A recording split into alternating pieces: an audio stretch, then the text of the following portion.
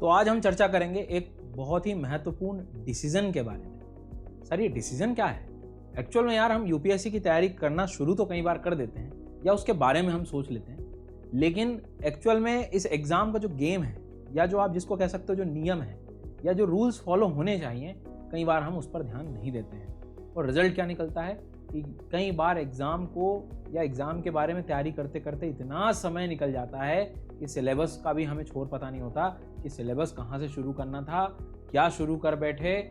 और कई बार हम देखते हैं कि हमारी दिशा इस तरह से दिशा होकर भी हम दिशाहीन हो जाते हैं। तो भैया आज मैं थोड़ा समय लूँगा, ज़्यादा नहीं लूँगा, लेकिन आने वाले कुछ समय में बहुत बड़ा एक तरह से कॉन्सेप्ट मान लीजिए जो क्लियर करने वाला हूँ कि यूपीएससी की जब आप तैयारी कर रहे होते हो तो उसमें आपको कितना समय देना चाहिए या कितना समय आपको देना होगा इस पूरी एग्जाम प्रिपरेशन के लिए। क्योंकि अब समय देना मतलब क्या है, देखो समझिए, दो प्रकार के लर्नर होते हैं, मैं हमेशा कहता हूँ। एक जिसे सारी चीज़ें सिलेबस पढ़ के सब कुछ क्लियर हो जाता है, लेकिन ज़्यादातर जैसे मैं अपने आप को उस समय रखता था या मैंने अपने आप को एक सामान्य मान के चलिए लर्नर के दृष्टिकोण से देख रहा हूँ, तो मैं यही कहूँगा कि मैं जब सिलेबस पढ़ूंगा तो मुझे सब्जेक्ट का नॉलेज तो हो जाएगा, लेकिन मुझे ये नहीं कई बार समझ आता कि मुझे एक्चुअल में कितने सब्जेक्ट हैं और कितने सब्जेक्ट के साथ कितना समय बिताना है।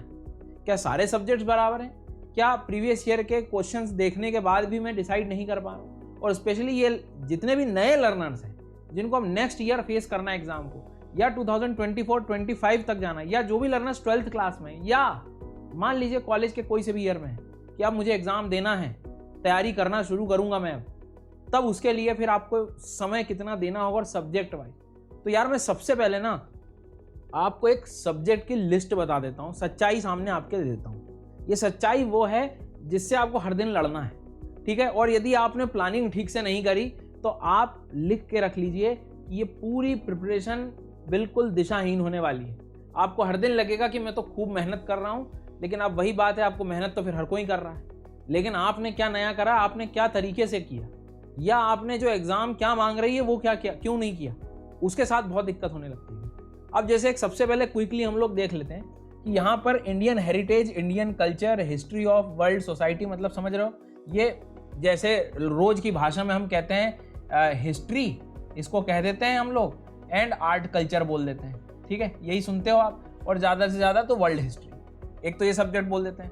ज्योग्राफी ऑफ द वर्ल्ड में मैंने इंडिया भी कंसिडर कर लिया है, ठीक है? और सारी चीज़ें including physical geography, world map, ठीक है, ह्यूमन एंड इकोनॉमिक ज्योग्राफी, सारी चीज़ें, ठीक है? Governance, constitution, polity, social justice.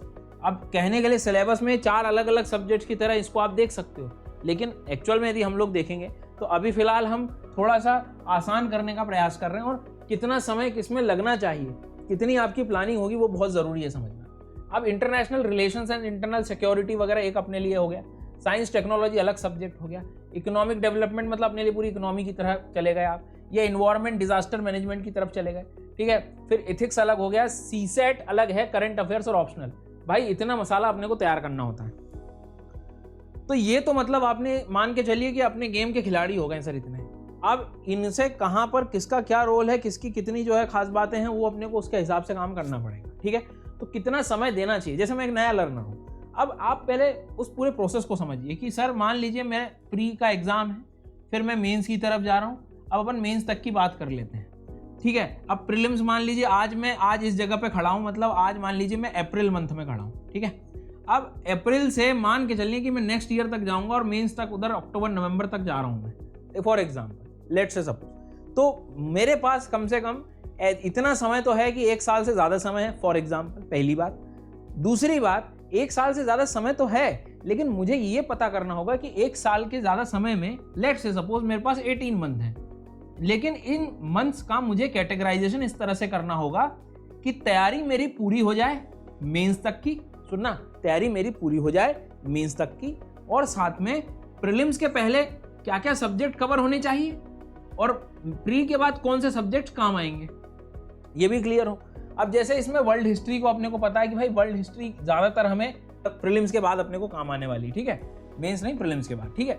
इसके बाद में जैसे मान लीजिए उदाहरण के तौर पे governance, constitution, polity, social justice के बारे में बात कर रहे हैं, या इंटरनेशनल रिलेशन, सिक्योरिटी के बारे में अपन बात कर रहे हैं, तो इनमें तो क्या है सर, कि प्रीलिम्स में तो बहुत ज़्यादा काम ही काम है, मेंस में तो आना ही आना है, लेकिन एक बात ध्यान रखना, कई बार थोड़ा सोशल जस्टिस, गवर्नेंस ज़्यादातर हम लोग मेंस के पर्सपेक्टिव की तरफ ले जाते हैं।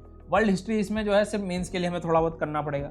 अब इसमें भी जैसे साइंस, टेक्नोलॉजी, तो ये सब कुछ आने वाला है प्रीलिम्स में। Economic development, environment, disaster management का थोड़ा सा पोर्शन जो है ये अपने को मेंस में काम आ जाएगा सर, ठीक है। इधर आओगे आप, इथिक्स, इंटीग्रिटी, एप्टीट्यूड, ये टोटली मेंस में जाने वाली चीज़ें हैं, ठीक है। इसके बाद में सीसेट, प्रीलिम्स, करंट अफेयर्स हर दिन पढ़ना है, ऑप्शनल ये अपने को मेंस में चीज़ें लेकर जाएंगे। मतलब सीधी सी बात है कि प्रीलिम्स के पहले तक लगभग 75% कोर्स मेरे को आना चाहिए, और इसके बाद में ये मेंस तक जो है एटलीस्ट जो बचे हुए सब्जेक्ट्स वो भी मुझे कंप्लीट करने होंगे।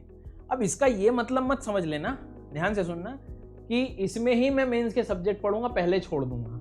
कई बार ये भी गलती कर लेते हैं हम लोग, तो फिर लंबा समय चला जाता है। तो मेरा मतलब यहाँ पर ये हुआ कि हमें लगभग मान के चलना कि 17-18 महीने यदि हम लोग लेते हैं, तो इसमें बहुत सीधी सी कहानी है जो अपने को ध्यान रखनी है कि ये जो इंडियन हेरिटेज आर्ट कल्चर, लगभग मान के चलते हैं हम लोग कि हमें 2 महीने लगने ही लगने हैं, 2 महीने लगने ही लगने हैं। और मैं पढ़ने का पैटर्न आपको बता देता हूँ। सपोज मान लीजिए कि 2 घंटे में डेली जीएस का कोई एक सब्जेक्ट पढ़ रहा हूँ, इनमें से कोई एक सब्जेक्ट पढ़ रहा हूँ, 2 घंटे में दूसरा सब्जेक्ट पढ़ रहा हूँ, ठीक है। लगभग 2 घंटे में करंट अफेयर्स पे फोकस कर रहा हूँ, ठीक है। ओवरऑल पूरा एडिटोरियल वगैरह ये इंक्लूडिंग मैंने थोड़ी देर आंसर राइटिंग कर ली, ठीक है। मान लीजिए 1 घंटा में डेली मेरा सीसेट कमजोर है, उस पर काम कर रहा हूँ, तो भी मेरे पास कम से कम 7 से 8 घंटे मेरे को लगने ही लगने हैं हर दिन। और ये कंसिस्टेंट रहना इसमें बहुत बड़ा काम हो जाता है। तो इनडायरेक्टली मैं जीएस के 2 सब्जेक्ट्स कवर कर रहा हूँ हर दिन।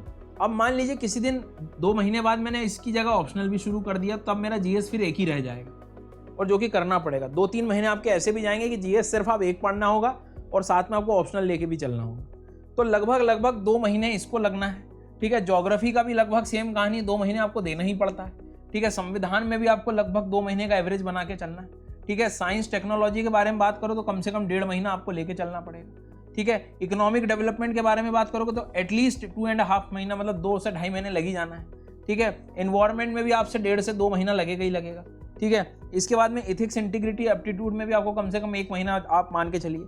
सीसेट में आपको यदि कमजोर है आपका, तो आपको मेरे हिसाब से हर दिन थोड़ी थोड़ी प्रैक्टिस करनी चाहिए। एवरीडे की कहानी है। करंट अफेयर्स एवरीडे की कहानी है। ऑप्शनल ये कर सकते हैं आप, कम से कम आपको 4 महीने देने पड़ेंगे, 2 घंटे, मतलब उस समय आपका एक जीएस कम हो जाएगा यहाँ से। तो ये जो प्लानिंग है, इस चीज़ को आप थोड़ा सा देखेंगे तो 2, 4, 6, ठीक है, 8, 10 इस तरफ से चले गए, मतलब 10 से ज़्यादा महीने हम काउंट ज़रूर कर रहे हैं, लेकिन थोड़ा सा प्रैक्टिकली सोचिए आप कि आप एक दिन में 2 सब्जेक्ट लेके भी चल रहे हैं, ठीक है। तो एक साथ आप मानना कि अपना मोटा मोटा टारगेट हो कि 8 से 10 महीने में सबसे पहले मेरा एक बार सारे सब्जेक्ट्स कवर हो जाएं, ठीक है। क्योंकि इसमें आप हर दिन 2 घंटे मान लीजिए रिवीजन भी जोड़ोगे तो आप टोटली 10 घंटे की तरफ चलेंगे। तो 8 से 10 महीने में प्रीलिम्स के पहले मेरा एक बार सब पढ़ के हो जाए, पहली बार। लेकिन अब मैं प्रीलिम्स के बाद भी छोड़ नहीं सकता एकदम से, क्योंकि मेरे को वर्ल्ड हिस्ट्री और ये सारी चीज़ें एक बार कम से कम अच्छे से पढ़नी पड़ेंगी, और साथ ही साथ सारे सब्जेक्ट्स तो कवर करके चलने पड़ेंगे। इट मीन्स दैट कि मुझे कहीं ना कहीं 18 महीने का ये प्लान बनाना ही पड़ेगा, ठीक है। तो अब इसमें बहुत सिंपल सा कहानी है जो अपने को कर लेना है। 2 सेक्शन में अपन डिवाइड कर लेते हैं कि जैसे मान लेते हैं यहाँ पर इथिक्स लिख लें, ठीक है। साथ में जो है फॉर एग्जांपल सिक्योरिटी वाला जो सेक्शन है वो लिख लेते हैं, ठीक है। उसके बाद में फॉर एग्जांपल आप आगे बढ़ते हैं तो वर्ल्ड हिस्ट्री वाला पार्ट लिख देते हैं और गवर्नेंस वाला पार्ट लिख देते हैं, ठीक है।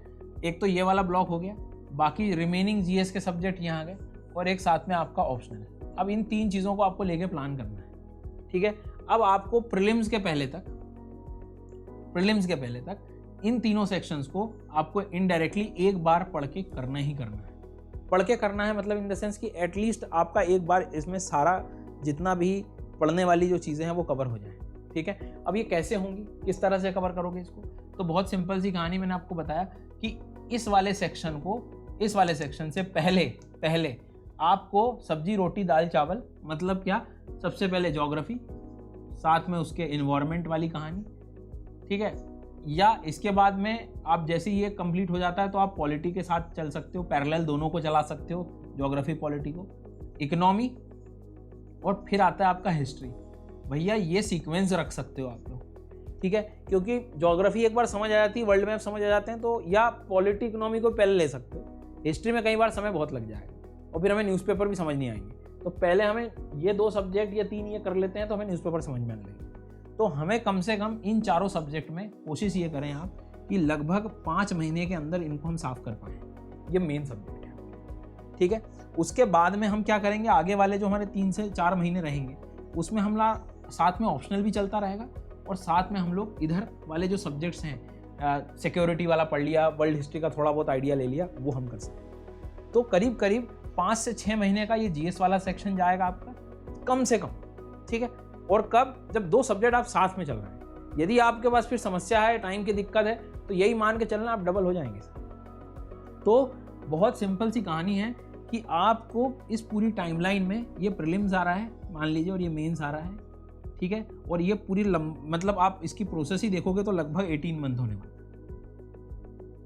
ठीक है। समझ आ गई बात। अब इसके पहले तक आप कम से कम 6-7 महीने तक मान के चलना कि जीएस के सारे सब्जेक्ट जो आपके हैं, और इसी में ही जो है कम से कम 3 से 4 महीने आपके जो रहेंगे नॉर्मल आप देखोगे तो इसमें ऑप्शनल प्लस जो आपके सिर्फ मेंस ओरिएंटेड सब्जेक्ट्स हैं उनको भी आपको साथ में लेना पड़ेगा। प्रीलिम्स देंगे आप, फिर सबका ही कॉम्बिनेशन में आपको पढ़ के और आंसर राइटिंग के साथ काम करना। इट मीन्स दैट कि ये कुछ ऐसा प्लान आपको होगा। अब इस वीडियो का जो उद्देश्य था ना वो ये था कि आपके सामने सब्जेक्ट की सच्चाई सामने रहे हमेशा। जब भी आप प्रैक्टिकली इस वीडियो को खोल के देखोगे ना तो आपको ये सारे सब्जेक्ट जब लिस्ट रहेगी तो आपको पता लगेगा कि भाई इतने सब्जेक्ट्स मुझे तैयार करते हुए चलना। समझ आ गई मेरी बात। तो 10 मिनट आपने जरूर लगे आपके जीवन के, लेकिन आपको क्लैरिटी पूरी मिल गई इसमें, ठीक है।